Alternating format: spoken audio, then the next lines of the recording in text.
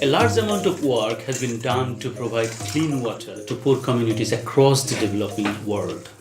In cities, this usually takes the form of community water dispensing points placed in densely populated areas, commonly known as slums or informal urban settlements. And yet, significant amounts of disease and other problems remain. Poor people continue to suffer problems associated with what is known as WASH, an acronym for Water, Sanitation and Hygiene. Why is this? A previous project, Eco4, led by myself, identified two main causes to these problems. Firstly, the practice of water provision to the community does not associate with proper containment and safe removal of fecal waste. Secondly, the final dispensing facilities lack the full integrity needed to prevent entry of localized contaminants into the water that arrives at the community relatively safe. These two factors and the ways in which people manually carry, store and consume water give ample opportunity for fecal contamination to enter into potable water between the final dispensing point and inside homes, where it is finally consumed. We refer to these as the last 100 meters phenomenon. So the last 100 metres refers to the relatively small zone around the final point of water use, where water is taken from the community dispensing point into people's homes. Working with communities, NGOs and academic collaborators in 4 countries across 3 continents, we seek to identify the solutions to the problems faced in the last 100 metres, and crucially, who will implement these remedies. By collaborating with local and international NGOs, the project has taken an innovative approach. It has put us, the development actors, into the spotlight. We have the chance to do a reality check of what we have been doing, and there is an opportunity to try additional research-led ideas. In terms of this reality check, the evidence produced in this research may indicate that much could have been done to tackle fecal contamination of the potable water journey in the last 100 meters. In terms of opportunity, we will conduct an action-based research plan to develop, implement and evaluate 2 WASH interventions.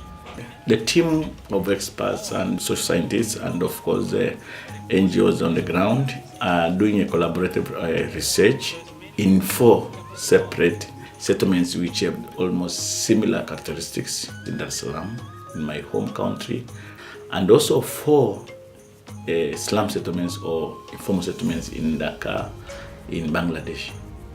In each, we will apply 1 WASH intervention in 1 slum settlement, a different WASH intervention in another slum, and both interventions will be simultaneously done in a 3rd settlement, and finally we'll have no intervention in one last site or one settlement to act as a control.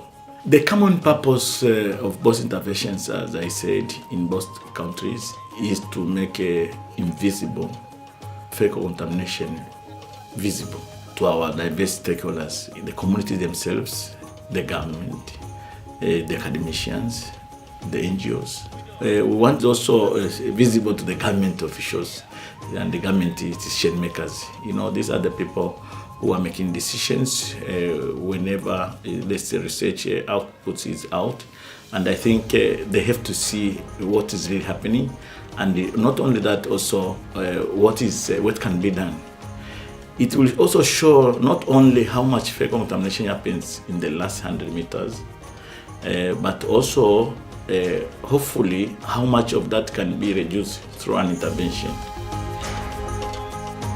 In the first WASH intervention, we are adopting the World Health Organization's Water Safety Plan.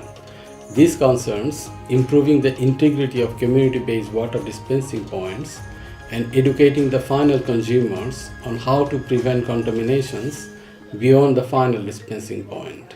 In the second WASH intervention, we are adopting the World Health Organization's Sanitation Safety Plan These concerns tackling localized fecal contamination sources such as leaking toilets and other practice-based transference of fecal contamination. Apart from our experimental action research, the team will also implement a range of observational research involving both social and environmental science methods. The aim is threefold. Number one, establish a baseline pre-intervention understanding of the case study slums. Number two, detecting changes during intervention. And number three, detecting changes during the post-intervention period. The entire process spans over a full calendar year. The social science approach will combine both quantitative and qualitative methods, and these will include household surveys, infrastructure biography, health and illness questionnaires, participant observations, and interviews. The environmental science approach will involve the measurement of environmental variables that are indicative of fecal water contamination, in particular ammonia, phosphate and coliform count. A large number of samples will be collected from different stages of potable water pathways, including at the water main, the dispensing points and inside homes. This will be undertaken at pre, during and post-intervention phases. These will be tested for fecal and total coliforms. In addition, wastewater leaving each settlement via a dominant drainage channel will be collected. These samples will be tested for turbidity, ammonia and phosphate every alternate day, and for fecal and total coliform once per week. Rigorous interdisciplinary insights are a crucial aspect of this study. The analysis of the social and environmental science data will be employed to best understand the scope and achievement of action research approaches in managing and improving the final stage of water's journey, the last 100 meters. Our intention is to present the findings of the project and the practical application of the mitigating interventions to all parties, international, governmental, and ultimately at the local level. Information will be disseminated via community leaders, local officials, NGOs, and aid agencies. We consider these actors as duty bearers, ensuring the provision of safe water at the finish line, i.e., at the point of consumption, rather than at the community dispensing points.